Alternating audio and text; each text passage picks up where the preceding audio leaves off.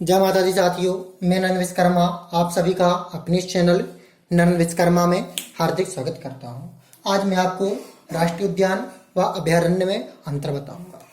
मेरे अनुसार यदि मुझसे कोई कहता है कि आपके अनुसार किसे किस प्रकार पढ़ना सर्वोत्तम होता है, तो मुझसे यही कहूंगा कि किसकी भी दो वैसा वस्तु का तुलनात्मक अध्ययन करना सर्वोत्तम है। इसलिए आप राष्ट्रीय उद्यान और अभयारण्य का ये अंतर या वर्णन जरूर देखें। राष्ट्रीय उद्यान का वर्णन पेपर में आता है तो जो मैं राष्ट्रीय उद्यान में पॉइंट बताऊंगा वो एक साथ लिखते हैं। अभयारण्य का वर्णन आता है तो जो मैं अभयारण्य में पॉइंट बताऊं वो एक साथ लिखते हैं। तुलना या अंतर करने आता है तो दोनों के अंतर लिखते हैं। तो राष्ट्रीय उद्यान में देखें, जो राष्ट्रीय उद्यान होता है इसमें वन्य जीव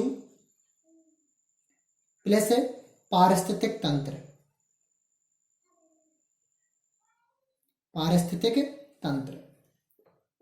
दोनों को संरक्षित किया जाता है।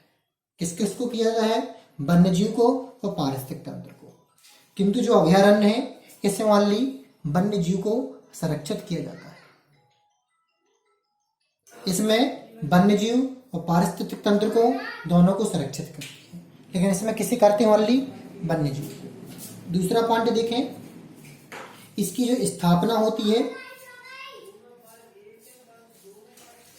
नियंत्रण होता है, वह केंद्र सरकार के अधीन होती है। किसके अधीन होती है? केंद्र सरकार। किंतु इसकी जो स्थापना होती है, स्थापना प्लस नियंत्रण,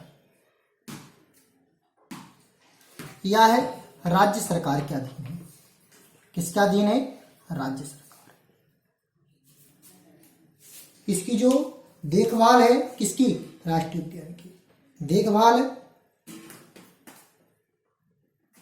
राज्य सरकार करती है।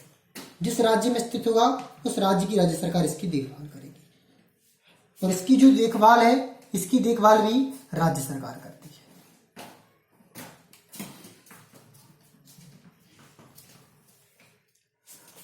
भारत में वर्तमान में अभी तक कुल 89 राष्ट्रीय उद्यान है, और अभयारण्य अभी तक वर्तमान में जो अभयारण्य की संख्या है 489।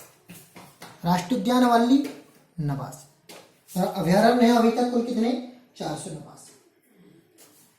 और अभी तक है ये जो राष्ट्रीय 89 मैंने बताया है 2000 तक की जानकारी बताई है जो किताबों में प्रिंट है। इसके बाद देखें, इसमें व्यक्तिगत स्वामित्व का अधिकार नहीं होता है। व्यक्तिगत स्वामित्व। अब आप कहेंगे कि व्यक्तिगत स्वामित्व क्या है? तो व्यक्तिगत स्वामित्व कहलाता है जैसे लकड़ी काटना, पशु चराना, खेती करना, इसे पूर्ण रूप में वर्जित होता है। लेकिन इसमें व्यक्तिगत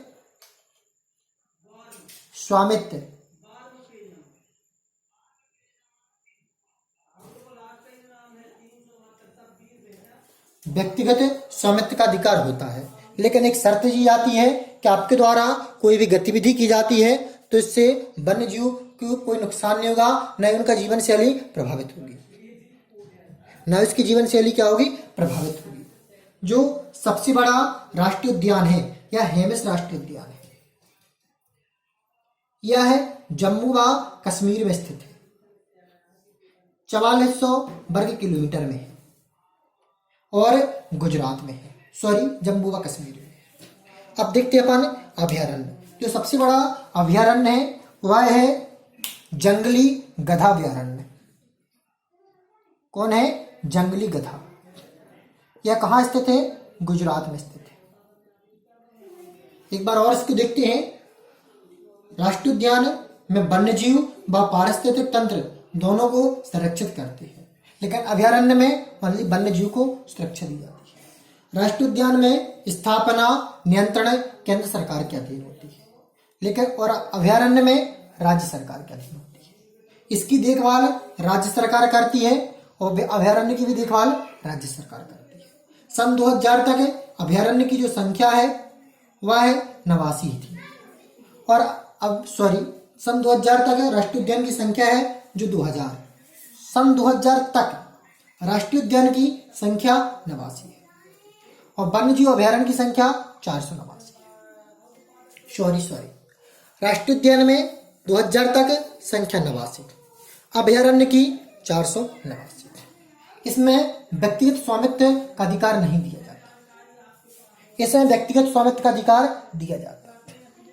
व्यक्तिगत स्वामित्व है कृषि करना, पशुओं को चराना, लकड़ी काटना, लेकिन जलाऊ लकड़ी काटना, जो कि वहां पर पेड़ पौधे उन्हें काटना नहीं, जो सूखने के बाद डली हुई मिले, लेकिन इसमें अधिकार होता है।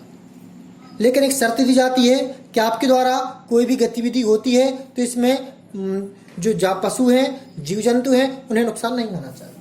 सबसे बड़ा राष्ट्रीय उद्यान है जो हेमिस राष्ट्रीय उद्यान है, जम्मू कश्मीर में स्थित है और ये कितने किलोमीटर में है? 4400 वर्ग किलोमीटर में है। तो सबसे बड़ा अभयारण्य है जंगली गधा अभयारण्य। कहाँ स्थित है? गुजरात में स्थित है। जय माता दी साथियों।